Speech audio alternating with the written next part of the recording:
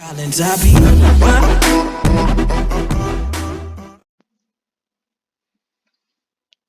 everyone, how do we do today? Just bringing you a Phantom Lancer ranked gameplay. Just focusing today on laning stage as usual because that's where most of the sort of early mistakes happen. There are a few sort of team fighting errors that you want to do, but quite important with PL especially is the draft. So we were talking about how like Wraith King is stronger, quite a good tanky offlane, good for winning games, MMR, and as a result you're going to see more heroes like Anti-Mage, Phantom Lancer, people like that come through who can actually deal with the Wraith King. It's not so much as a direct counter anymore due to the talent where he just gets no mana cost, but that'll force him into that and you can counter around that, which means he's not usually going to get the skeletons and the damage, which is what makes him really OP at pushing at the moment.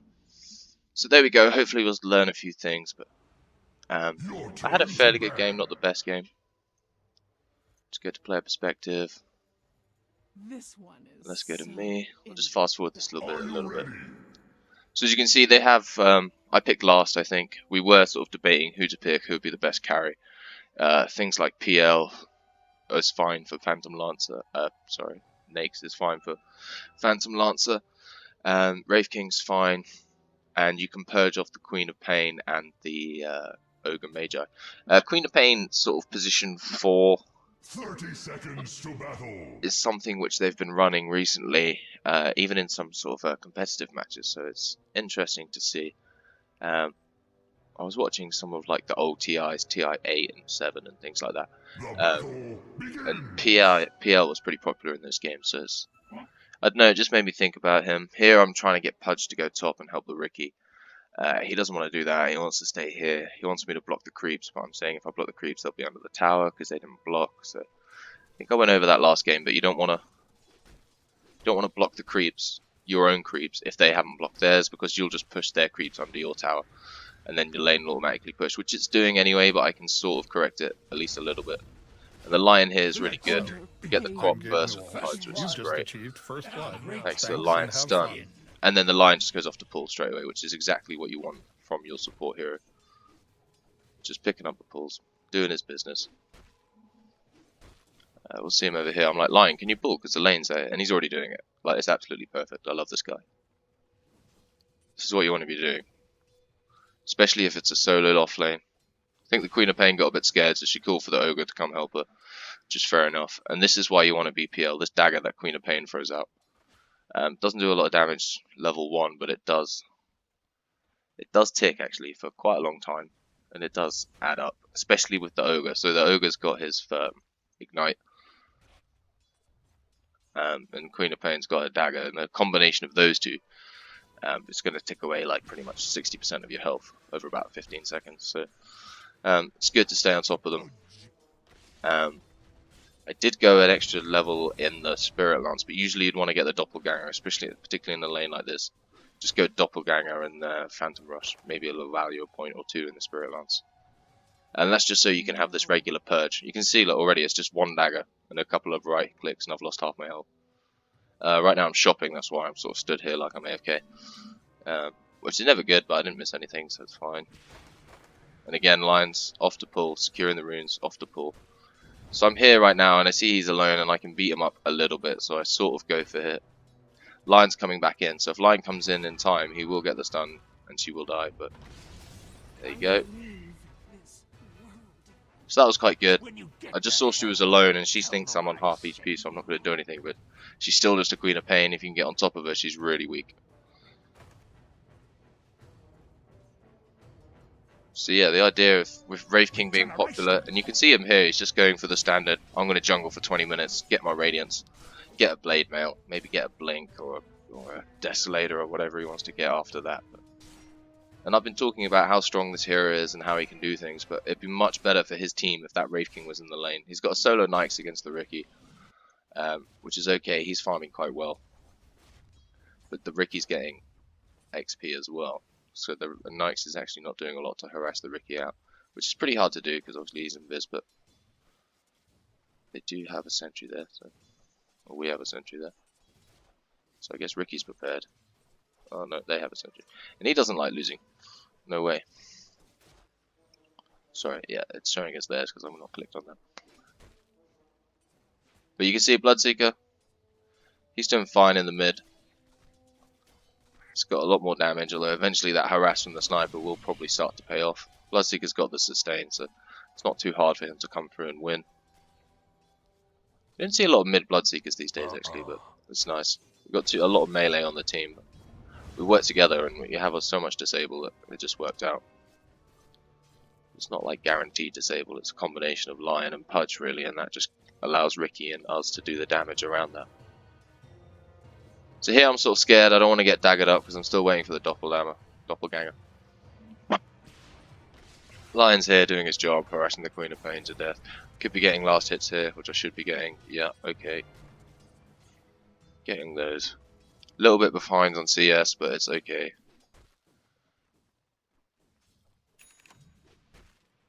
Ideally, you want to get... just rush your defusal, just go treads, defusal. You can see the sort of recommendations there.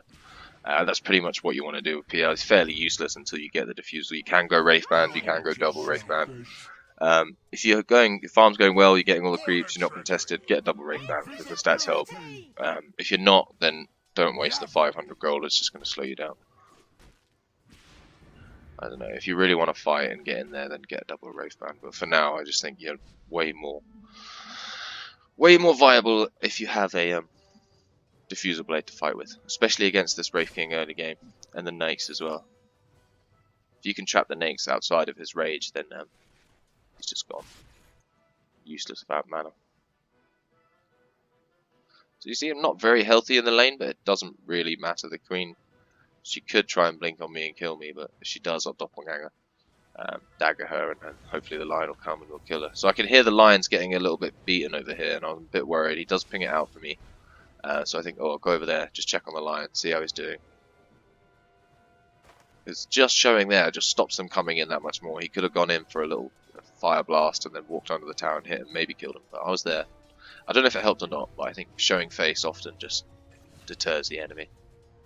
And this is perfect, like you've got a support here, but you notice he's not in the lane, he comes in the lane, throws a stun, harasses, but then he goes to pull, then he goes off to the side, so he's not leeching that much. He's providing his harassment jobs, and he just knows how to play, this guy, basically. It's quite nice. Quite often you find a Lion, they'll just sit in the lane around you. They'll sit here, and they will never leave. They'll wait for the creeps to get here, but they won't pull. They'll just keep hitting them and right-clicking them and hexing them. And that's fine, that's great for a Lion. Controlling the lane, controlling how much XP they get, and getting the denies on the creeps via the neutrals, etc., and pulling is just so much more valuable. Here you want to just send the illusions off, and you'll see they do actually do a little bit of damage to him. Just a bit annoying for him to deal with. Ogre's had to waste one of his stuns. He threw his last bit of mana on one of the illusions. So I'm happy with that. I'm fine. Thinking I should get treads. Also thinking I need regen. See what I go. I think it's fine to go treads here. You don't really want to be going anything else on PL. I mean, you can maybe go phase or something like that if you really wanted to experiment, but treads are so good. You get value with the switch, you get the health, you get the mana, you get the extra agility when you need it. So, especially because he's so spammy and it only takes 50 mana for your doppelganger, which you get most of that from your treads, just from tread switching. So you get a guaranteed doppelganger pretty much, and that's invaluable. So right now I'm trying to bait out the ignite, so I want him to throw the Q on me, but I didn't realise he didn't have any mana, which is a mistake. So he didn't have enough mana to... I could have purged that off earlier and I'd have taken less damage. So I should have checked his mana better there and I'd have known. Instead of waiting for the ignite to come. Because I didn't want a doppelganger and then him just ignite me afterwards. Ideally you want to purge off both of their harass at the same time. If you find the Queen of Pain again, I'm just trying to bully him a little bit. Get them out of the lane, stop them throwing their dagger on me all the time. If you find that you've got full mana, then you're doing something wrong, because you want to throw your spells. If you've got full mana and you've got 1.62 basic regen, then that's free mana that you're not using. Unless you're like a hero that needs to stack all his spells like a full mana Lion or something, if you want to go for all of your spells followed by an ulti. Like really, if you're a carry, you're just throwing the odd stun, the odd dagger, then, you know, being at 50, 40, 60% mana is absolutely fine. This is probably a bit low because, you know, I can only do one dagger. and a doppelganger. But really, do I need much more than that? Probably not. If I tread switch, I'll get 1 dagger and 1 lance and 2 doppelgangers. So that's okay. I can deal with that. Right here, I know the pudges. We're just waiting for the lion to come back. I'm trying to bait them up, just trying to get them to come for me, which they're more than happy to do. Pudge misses the hook here, I think. I don't know how. There you go. It's because the creeps came and she just very slightly stopped because the creeps were there. She would have seen the creeps before us. So she knew they were there and we did not. And if you want to know where their creeps are in the lane, just look at your creeps on their side. So right now their creeps are just here, coming up to that tower there. And you'll see they reach the towers at this one slightly earlier, but pretty much the same time. That's a fairly good indication of what's going on there. You see they're just walking past the tower now, and they're just walking past the tower now. So it's always a good way, if you're not sure where the creeps are, where the next wave is, just check your own on the opposite side, obviously. Money changes hands.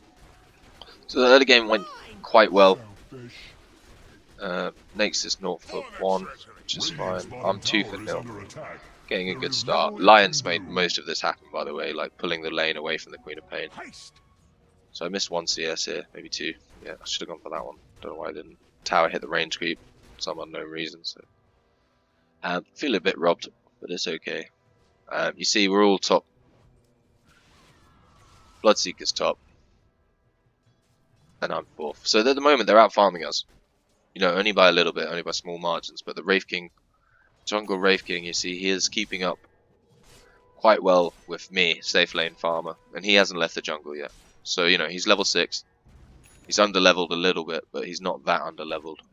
He's gone max crit build, value point in the stun, and that's what you do as Wraith King. So you know, I thought this game would be good to show that you can actually stop the Wraith King, despite everyone saying he's amazing.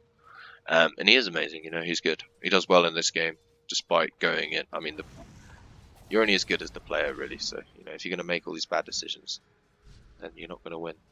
So there we go, just purge off both of those. I waited for the dagger and the ignite. So that's 2 spells just completely wasted. 50 mana and they're gone. That's obviously hundreds of damage I've avoided as well. Bloodseeker comes in here. I wasn't really that aware. I probably should have been more. And so we sort of guffed the win. Didn't actually get the kill. Sniper turns up here in a second as well, I think, which really does actually fuck us over. It's my first death. But that's fine. I think Sniper turning up here is a sign that he maybe can't deal with Bloodseeker so much in the middle. Gets to a point where, you know, you just got to Rapture and TP or die. No one wants to die, so they just TP. But then obviously if you TP back to base, you're not in the lane, you're not earning anything, you're not getting HP, so you basically lose.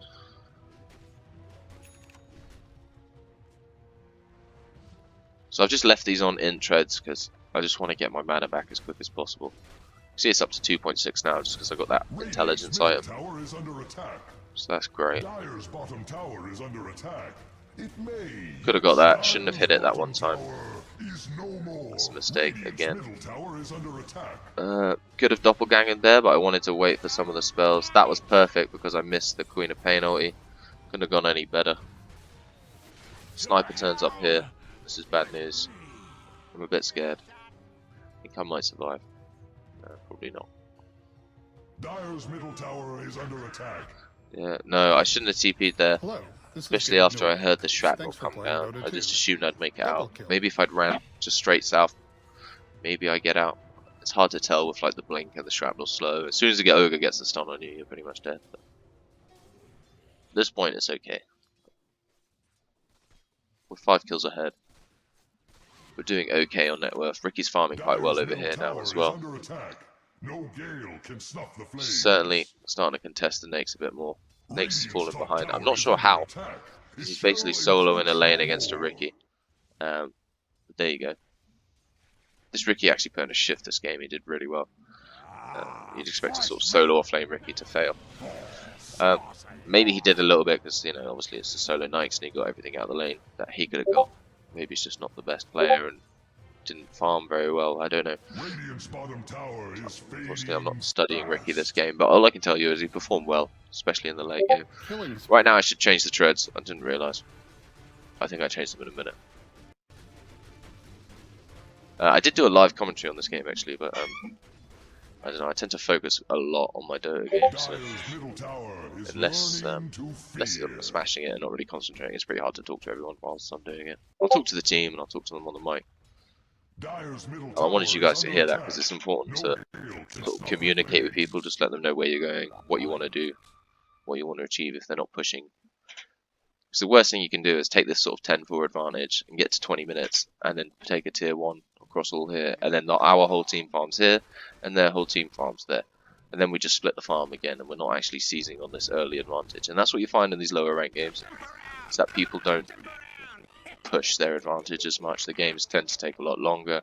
As a result, you get a lot more farm, and that's why you see all these prominent sort of Midas builders. In this game, they've gone for 2 Midas. They got Midas on the Wraith King and a Midas on the Life Stealer. I don't imagine any of the others got a Midas, but there you go. The position 4 Queen of Pain is fine. Queen of Pain can actually outdistance. If she knew this, she might try and yeah. So she has a 1300 range, and if you look at the skill of Rupture, I think it breaks if you go. Why isn't it showing me that?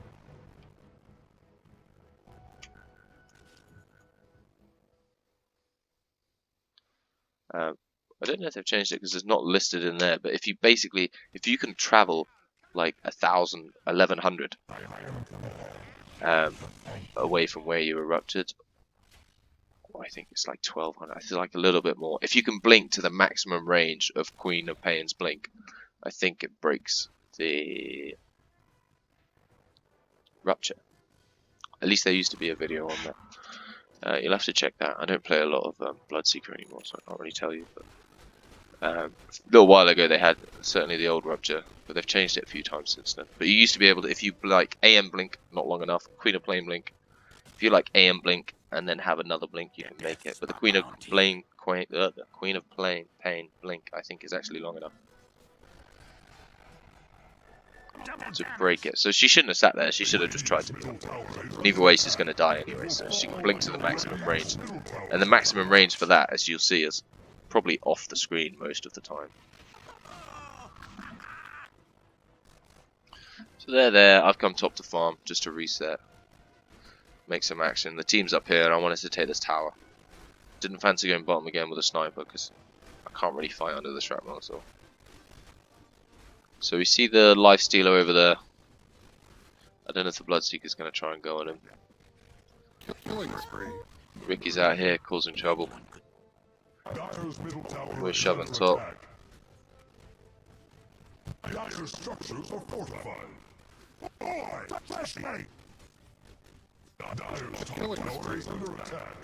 So Wraith King Skeletons are here. They're fucking nightmare to deal with. Only going to get 5 gold. Dire's top tower is feeling its mortality.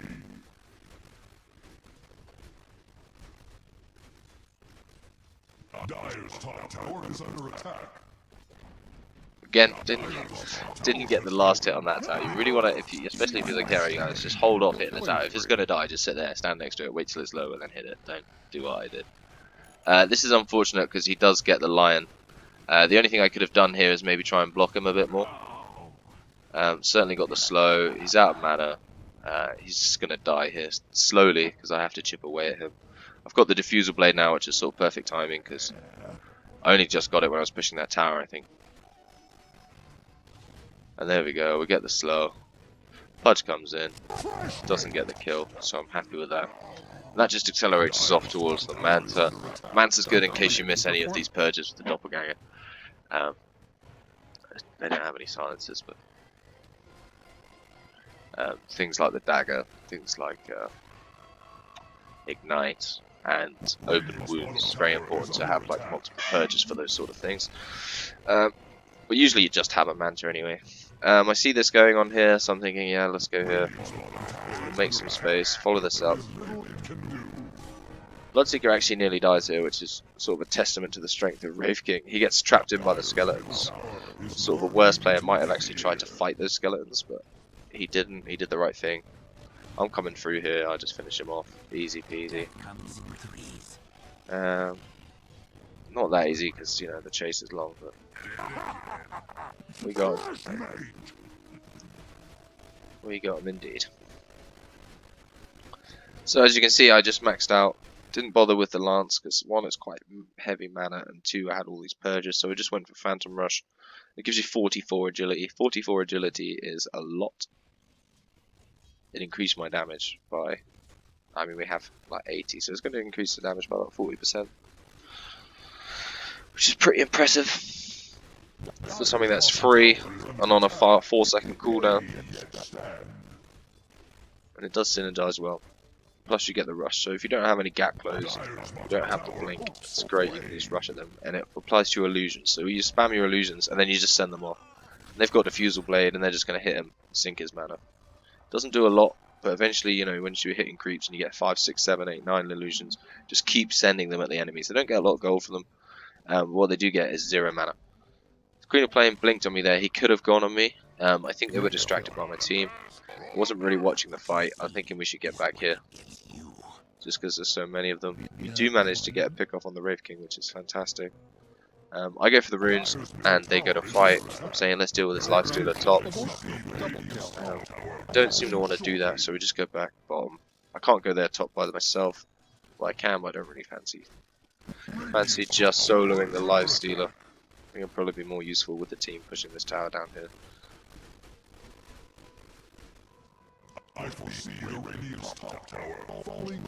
So yeah, we'll just fast forward this a little bit because the mid game is just more of the same, really.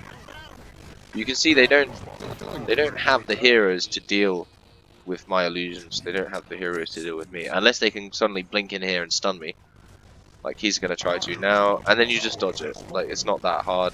I think I do die here because for some reason my team all went top. I missed that. I did not know that. I did not even realise that. And that's a very bad thing. I did afterwards. I'm looking up there, I'm thinking, oh, you guys all left me very quickly. Yeah, man. But that's my fault. You should pay attention. You can't really blame them because they left and you didn't notice. I did dodge the stun though, so bear that in mind.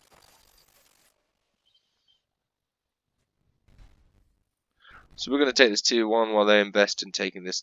Sorry, we're going to take this tier 2 while they invest in taking our tier 1. Obviously a good trade for us. We're securing this bit up here, so it's always good if once you start pushing onto their side to get vision, either in their jungle, behind their tower, up on the high ground, or in their little shrine areas. This just allows you to play less on your side of the map and play more sort of on their side, and that obviously just reduces the amount of farm that they can possibly receive. So now, you see I haven't here, I've TP'd into this tower from the base, I've ran all the way here, I haven't stopped looking at this area of the map. You don't need to know that your hero is TPing into this tower, walking over here through the river. You know that. You can see him on the map. If there's nothing in the way, you can just focus on the fight and sort of get your positioning right about where you're going. Shouldn't be chasing this far in, really. I thought, oh, look, he blinked in, but by that point, no chance. So now I'm saying, let's just go to the tower. If we push tower, they're going to have to come. We've got wards here, so we'll see them and hopefully secure this. Didn't know that they have vision there, but that's fine. I think I did ping it out. Radiant's middle tower is losing its foundation.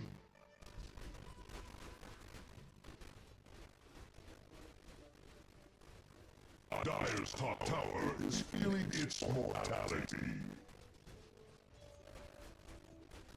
Dire's structures are fortified. Dire's top tower is under attack. See, dodge that projectile. And now the fight starts to kick off in earnest, I think. This is not a great position for us, because obviously we're missing the Ricky. So I'm saying get back. Lion's nearly dead. It's just me, Pudge. And me, Pudge, and Lion. It's, you know, it's fine, but not the greatest combination. Try and stop killing the range creep so I don't suck all his mana away. And then I see them up there. I don't really want to go up there. You know, it'd be quite easy to say, let's go guys, let's walk into this team. There's only 4 of them, but there's only 3 of us here in this area. There's only 2 now. But the other 2 were down here in sort of our southern jungle. Which is okay, but really, as I said, like, we could have maintained this high ground if the 4 of us were there. Ricky's getting his items. Fine. Bloodseeker wants his radiance. He's nearly there. So, you know, there are merits to waiting. I'm close to getting my Manta Style. That gives me another sort of break to Sable Purge. So I think we'll just fast forward it A monster kill. till we get it up. Double kill. See, the Wraith King goes down, gets caught out again. And that's the one thing you don't want to be doing as a Wraith King. You know, he is a strong hero, but only if you fight around your team, with your team. You can't just walk off in the jungle by yourself. You're just going to get killed, you're going to respawn, you'll get killed again. And if no one comes, then that's of no benefit to your team, because they're just wasting basic spells on you. Anyone surrounded by 4 heroes is going to die fairly quickly. I don't matter who you are. Unless you're an axe. And even an axe dies. So they all die. And here we are. You see, we're just playing very carefully around this jungle. Here, I didn't do enough to save the Bloodseeker. That's probably my mistake. We got obsessed by it. And now I'm scared, you see. I don't think we can win this fight, so I just send the illusions and I back. I'm saying back, guys. It's literally just me and Ricky now, so... Ricky wants to go in. I'm picking the Lifestealer. He's out of position. We get him. The smoke goes out. He dies. And that's fine. That's a good pick off. Especially for that. It just sort of disables their pushing ability. Because together, you know, me and Ricky could. As you'll see here, Ricky's probably going to go for this guy. He should anyway. Yeah, there you go. Goodness. And that was the lucky, but there you go. Ricky's going to die for that. Probably not the best play, giving 900 gold, but fortunately only Ogre got the kill. So that's fine. I'm still down here farming away, got my Manta Style. I decided to go to MKB because they have a Radiance. Pretty much the only reason. Yeah. And the other, you know, he struggles for damage a little bit. You can see even now I'm only hitting for 178 damage, which gets reduced to like 130, which isn't a lot for your carry. And obviously the damage carries over a little bit towards the illusions, especially from things like base stats. Don't think they benefit from your items so much.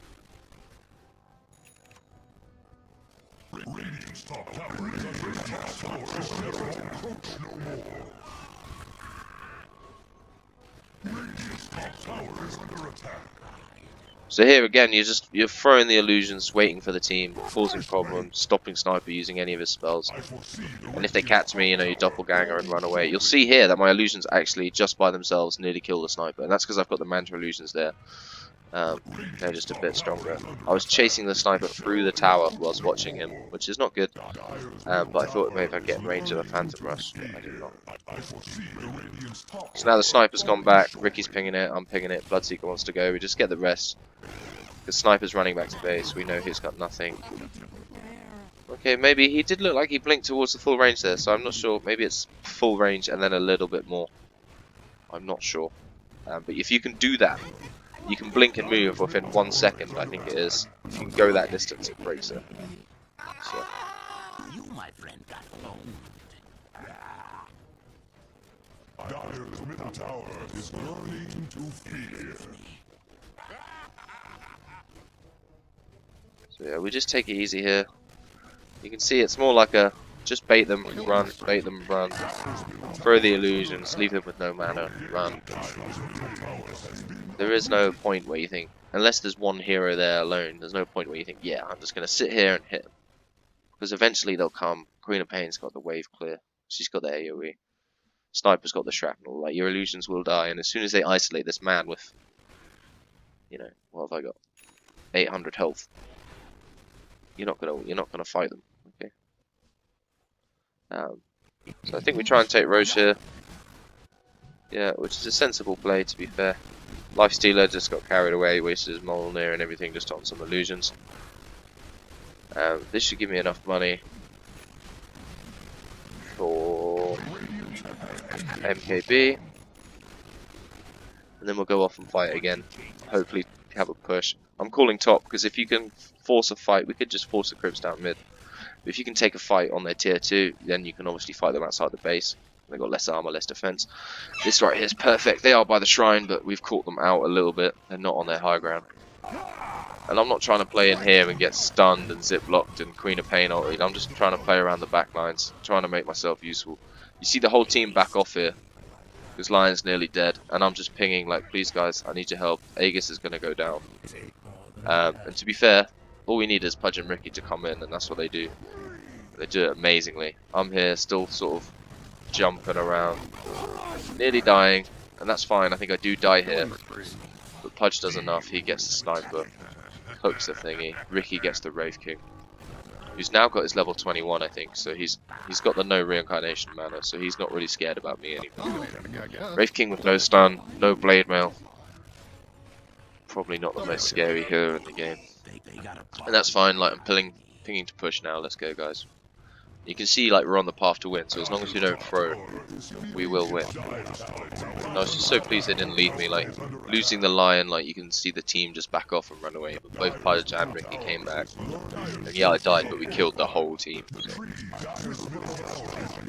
Yeah, they got a lot of gold for killing me, but it could be a lot worse. Right now I'm coming back slowly. Lost Rose, so I'm a little bit careful. I think we should push the creeps out, get the lanes going. Hopefully shove in. I think we try and push bottom here. Yeah, and you can just see again, pick off, pick off, pick off. You pick off the Wraith King because he came out the base by himself. I don't know if you want to watch that or not. But you can see here, like Wraith King, you just see him. I'm walking to the lane, I see him instantly, pinging, ping him, ping him. I'm coming, I'm coming, I'm coming. We're trying to zap his mana first, but it really doesn't matter anymore because he's got his thingy. He spawns in Ricky's ulti, and then he's got no chance of surviving. And again, they're one hero down, so now we feel strong enough to push. We do push. I think we force a buyback or two. I'm like, oh, we can destroy the shrine, but no, we can't because we haven't got the tower.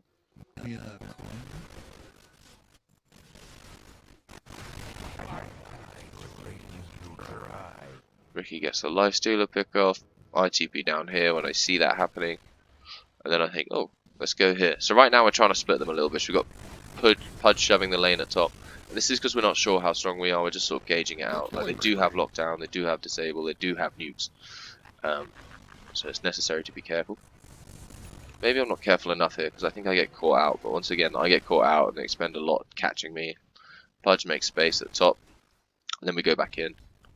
Just an ogre here, he would have died there. Dyer's tower is under attack. It fights for its life. Dyer's tower is feeling its mortality. So you see Pudge is shoving, and then like they get fed up with the jibing. They think, oh, we can get this. They come for me. They do get me. But in the meantime, we get the sniper, force out the buyback behind the lines. Pudge is pushing top lane, and I'm saying, oh guys, don't run here, fight them. If you fight them here, Pudge gets the top tower. So they turn, they start fighting. They're fighting under the shrine, so it's not the greatest fight, and I think we lose the Bloodseeker. If Ricky had come, maybe we do more, but it doesn't really matter. Pudge gets the top tower. Doesn't get the rest. He would have killed the sniper and ruined his buyback, and we probably could have ended the game right there, but that didn't happen. Where am I? I'm just watching people. Now we're coming back. We farm up. Off we go. See if Roche is back up. I don't think it is. Lion checked for us because he's good like that. I don't like to let the lanes push, so off we go. Get the runes and then regroup and gather up. So you can see we're all roughly coming in. He's shoving the lane and we're just fighting.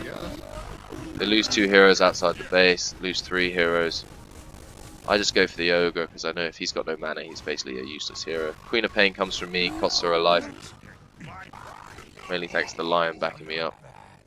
Right now, I know I've got enough for the Heart of Taras coming. As soon as you get that, I don't need to worry about this 2,000 health I'm missing. But I'm just saying, get the ranger axe and get back, just so we can do it before they spawn, hopefully. You can see Ricky, man, is an absolute unit at this point. Only with a few items as well, but it's insane how much damage they do. I went back in here just to see how they do. I was scared about that Mjolnir, so I left. You can see we're both on such low health, but that's fine. I've got my heart coming right now. Thanks for playing Dota 2. Double kill. You can see that health go up so fast. And then this is pretty much the end of the game, guys. We push here, because they're all dead, we push top. They wanted to throne, but I said, the big debate you have there is when you've taken the mid lane of Rax. You don't even need to take the Rax to actually push the throne. You can just take the tower, go straight throne if you wanted to. The issue you have is when you take the Rax, then they have all the heroes dead. They go, oh, let's just end the game, we'll push throne. But you don't have enough time in that 30 seconds that he's there to push those 2 towers and this building and the ancient. So the sensible play is just to push the Rax. You can see they haven't left the base yet, but if they did, like if we were pushing the throne, they'd definitely leave the base, definitely throw some shrapnels. Queen of Pain gets caught here, she shouldn't have done, but she does.